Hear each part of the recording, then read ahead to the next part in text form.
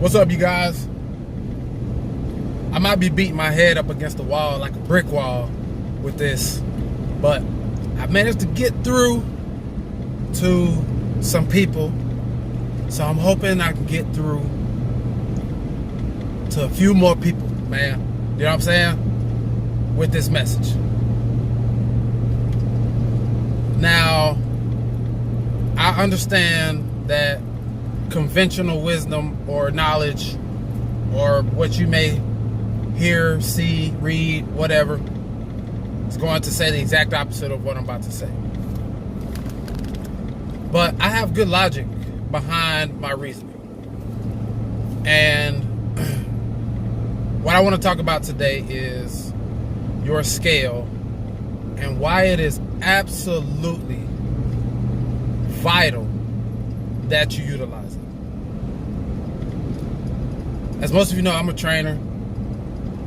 I have anywhere from like 60 something to 100 clients at any given time, because I do mostly group training, because I find that I can have a bigger impact that way. I enjoy it more than just standing around telling somebody to do 10 curls or squats or whatever it is. It's far more enjoyable to be in a group format where people have other people to look at it, motivate them, and other things going on. It's more entertaining for both my clients and me. But I have a lot of clients, and obviously my clients are going to seek guidance and information from me on how to achieve their goals. What's the number one goal that people want to achieve? They want to lose weight. By and large, by far, most people want to lose weight and be able to control their weight. And so this is me.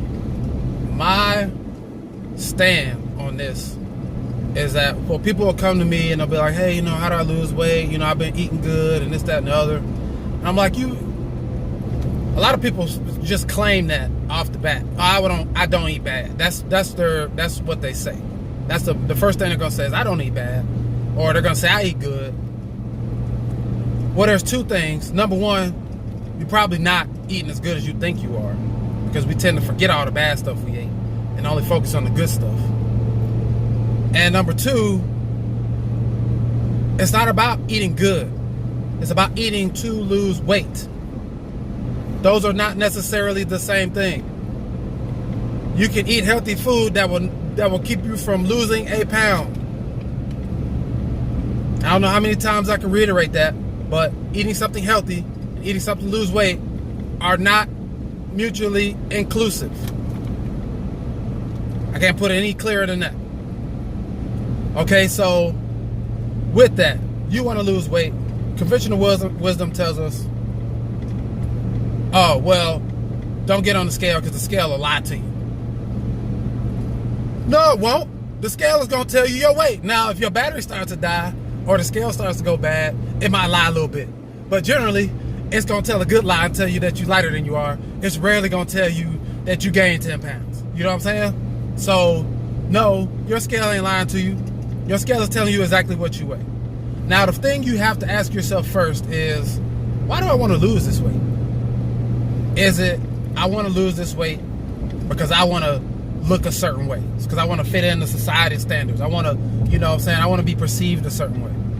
If that's the reason you want to lose weight, that's where you failed already. You failed already because you're doing it for the wrong reasons. You're doing it for looks only. And so when you don't attain that in an orderly fashion or with the speed that you want to, that is acceptable to you, you get frustrated and you want to quit, you want to give up, and it becomes stressful because you have this goal in your head or this, ideal look in your head based on a certain weight, and you haven't got that in the time that you wanted it. That's where most people fail.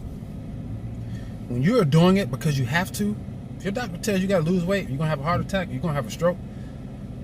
When you're doing it because you have to do it, it takes on a completely different meaning. And it doesn't have to be that. For example, I come from a long line of people of my family genetics having stroke, having high blood pressure and cholesterol issues, even some heart attacks. I literally have like 4 or 5 generations in a row that have had multiple people die of strokes. So to me, monitoring my health stats is very, very important, but not because of now. I feel great now. I'm great. I'm fairly young now. I'm not even 40 yet. But this is an investment in my future.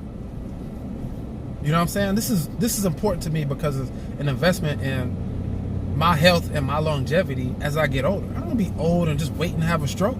You know what I'm saying? I don't want to be 60, 70 years old and just sitting around waiting to have a stroke. That's why it's important to me now. I have a client, and I was just talking to him this morning. He's 67 years old. He's 68 in December. He has, his grandfather passed away from a heart attack. His dad has several stents, I believe. I'm pretty sure his dad has several stents. He has bad health genetics on both sides of his family. Now, up until he was in his 50s, I started training him like 8, 9 years ago. He was just living it up, eat all the food he wanted, and his genetic, he was perfectly healthy. And then he went to the doctor that one time, and his genetics caught up with him. The doctor said, "I'm gonna put you on these medications because your cholesterol." It was cholesterol and blood pressure. It's been a long time. I don't remember because we got work to clear up all that stuff. So this guy, being an executive and who flies hundreds of thousands of miles every year, he refused to go on the medication. He asked his doctor to give him 6 months to get his act together, and he came to see me. And we embarked on helping him to lose, and he wasn't that heavy. I mean, he wasn't like obese or anything like that. He probably had like 20 pounds or so that he was overweight. He wasn't super, super heavy, maybe 25 pounds. But his health was of utmost importance to him. So we embarked on that. That's been like eight years ago, man. And we were just talking about this morning, about where he would have been now had he not made that choice and that decision to make a change for the better and to commit to it.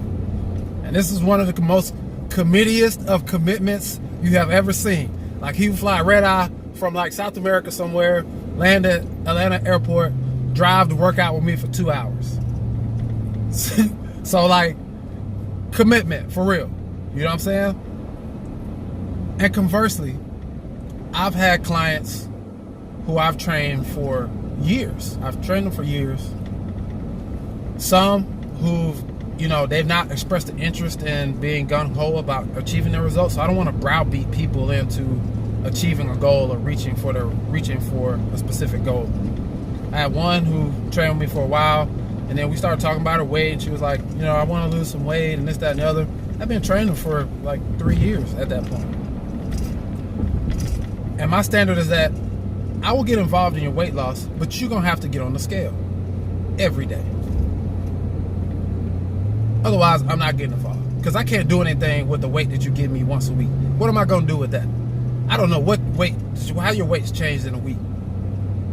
But anyway, this particular client of mine started reporting their weight to me, started learning more about their body, and sure enough, 5 pounds, 10 pounds, 15 pounds, 20 pounds, doing the same stuff they have been doing, but now applying it differently to the big picture. You know what I'm saying? In terms of how they eat and understanding their body. This particular person had, I believe, thyroid removed, if I'm not mistaken, but there was definitely some thyroid issues in there. So those of you with thyroid issues, take note. Your hope is not lost. Other clients have to arm wrestle with them to get them to step on the scale. Again, because they're so emotionally attached to what their weight is. It's like every time they look at the weight on the scale, they feel like a failure. It's like a reflection of failure in their face. And I understand that because of our societal standards of especially women having to look a certain way. Guys can walk around beer bellies and all kinds of stuff. Nobody's going to judge them. But a woman shows up overweight, and now everybody wants to judge and stuff like that. And a lot of that may be deeper rooted into your childhood and your youth. But either way, I tell you these stories so that you can understand the importance of, or the impact that just weighing yourself on a daily basis can have on your life. Taking your vital statistics. If you have blood pressure issues that run in your family, go buy a blood pressure monitor from CVS or something like that. Take your blood pressure on a daily basis. How hard is that? It takes a couple of minutes.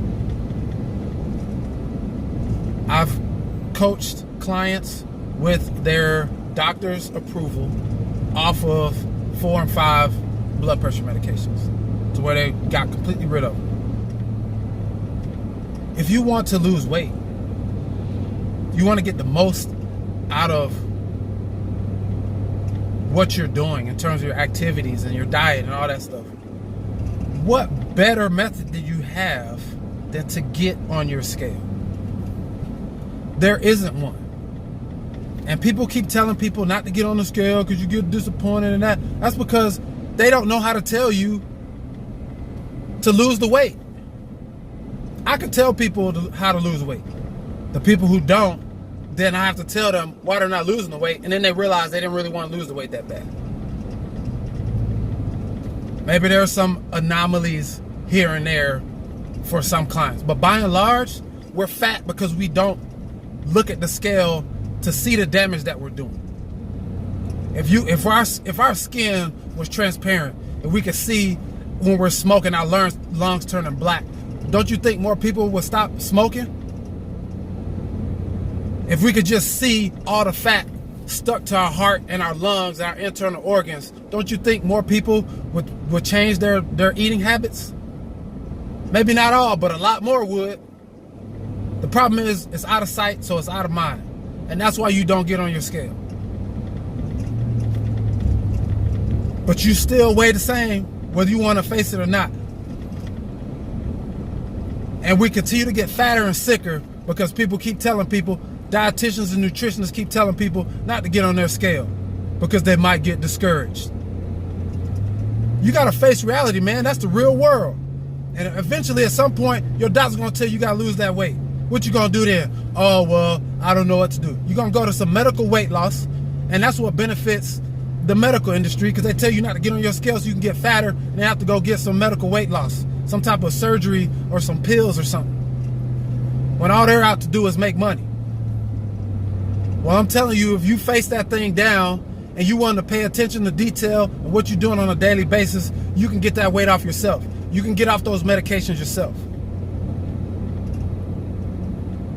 And stop leaving your life, putting your life in somebody's hands. Take control of your own life. That's how that works. And I'm passionate about this because I keep seeing these people of influence giving us bad information.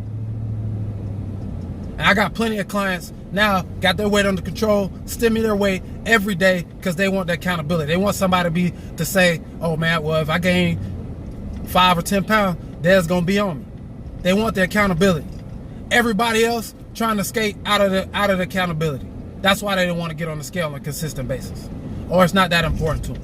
Now, if it's not about your health is good, your lifestyle is good, don't worry about your weight. You know what I'm saying? But if you need to lose weight, lose the weight.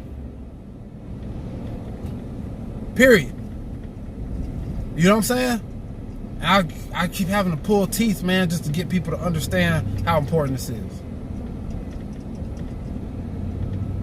Your weight is not everything for some people. For some people, it is everything. A lot of people dying from obesity. A lot.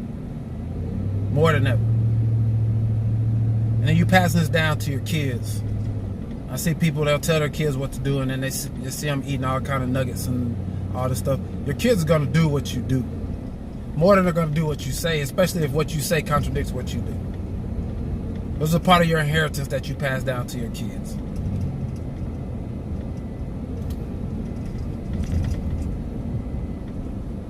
So stop being so passive.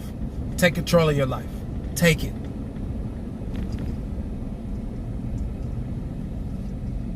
Monitor your weight on a daily basis. Track what you're eating every day. Monitor your sleep.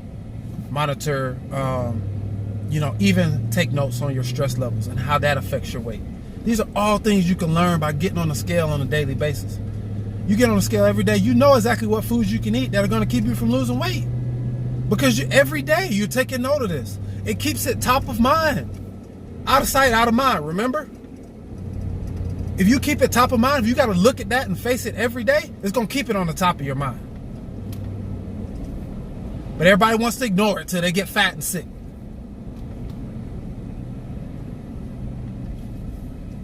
I can only help you if you're willing to help yourself. You can either listen or not. You can sit around and wait. A lot of people out here, doctor told them they lose the weight, they're just going to keep on going until they just keel on right on over. Won't be me, though. I bet you that. Not because no health related reasons, if I can help it. You know what I'm saying?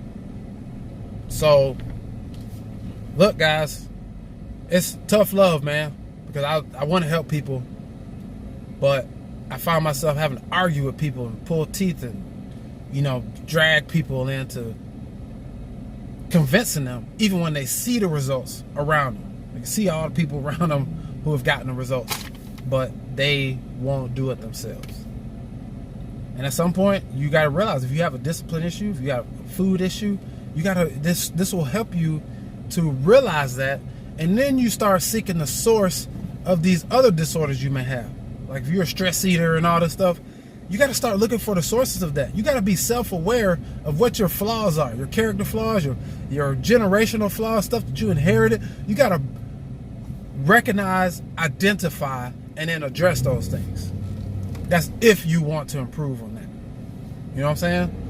So anyways, guys, that's my spiel, man. I know I'm beating my head on a wall, but I'm not going to give up. I'm not going to give up because I've seen how this changes lives. I've seen it. And I'm a walking testament to it. I've got my blood pressure. I was pre-hypertensive when I was playing professional sports. Pre-hypertensive. You see athletes dying of strokes and heart attacks and stuff after their careers are over. And you see it all the time. And I'm a stroke waiting to happen if I don't keep my life in order. So I'm going to do my part. And I can help you do your part too. But you just got to want to do it. You know what I'm saying? So if you need that help, get at me. I'll get you right. But otherwise, if you want to do it on your own, get on that scale every day. Take notes. Take as detailed information as you can. You are your own scientist. You are studying yourself. You are your own study. So the more information you can get on yourself, the better off you'll be. All right, guys, I'm sorry this video went too long, man, but I gotta get something out my chest, man. All right, I'll holler at y'all next video, man. Peace out.